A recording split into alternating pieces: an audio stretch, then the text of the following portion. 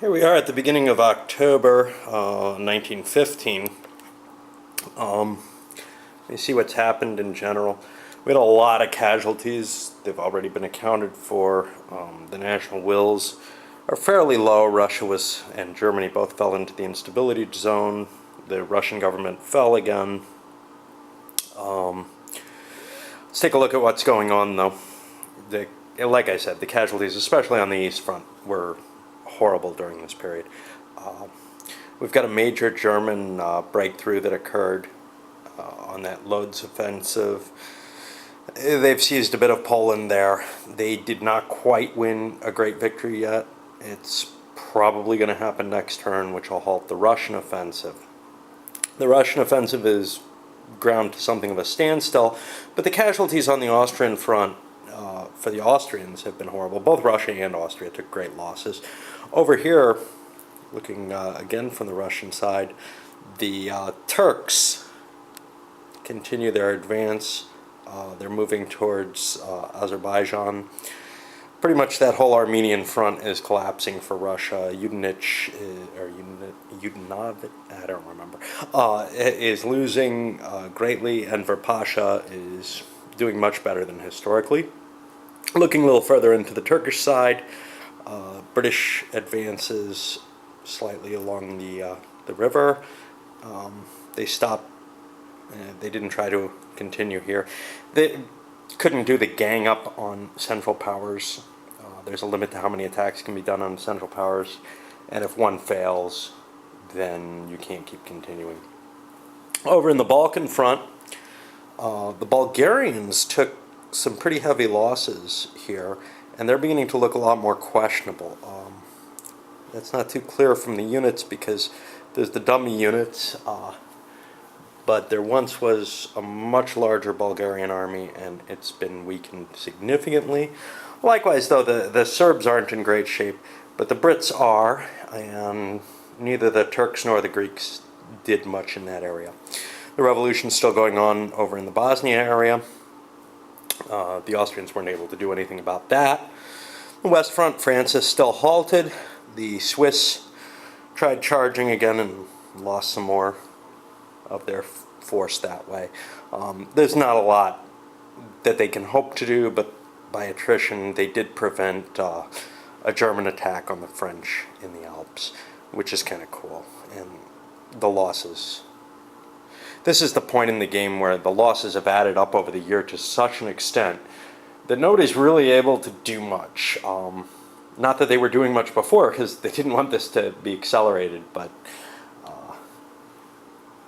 it's getting more and more harsh as time goes on. I had the wise idea of moving the money and production values over here.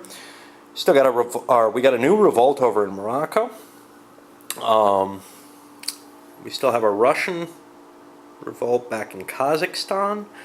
All this is causing a great deal of trouble.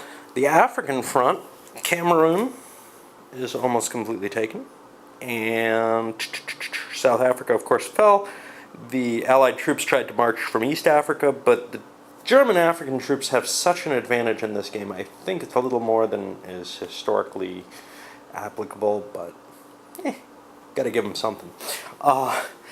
Over in the German protectorate in China, that's under siege by the Japanese. I think we'd noticed that before.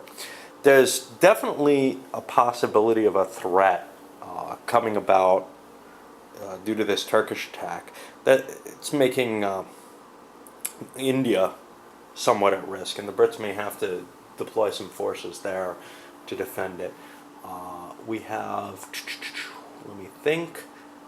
Oh, the U.S. is still completely isolationist.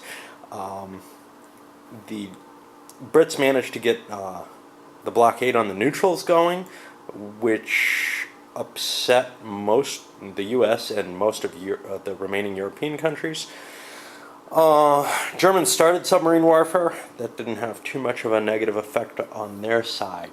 We got over here back in the Balkans, I forgot to mention, we got the siege of Belgrade, which started. And right now, I mean, that's not going to knock Serbia out of the war, but it definitely will help clear things up if they can get rid of that.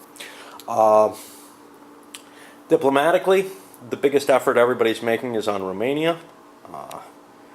Basically, if Romania could be brought in on the Entente side, it would be pretty much a devastating blow. I don't think that's going to happen this year, but maybe by the beginning of next year.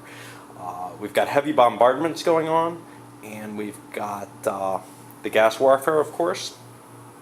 Everybody's got all of these and are able to take advantage of them.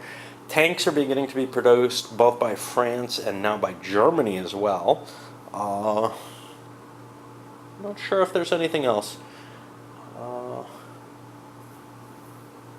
I think that's about it. All right.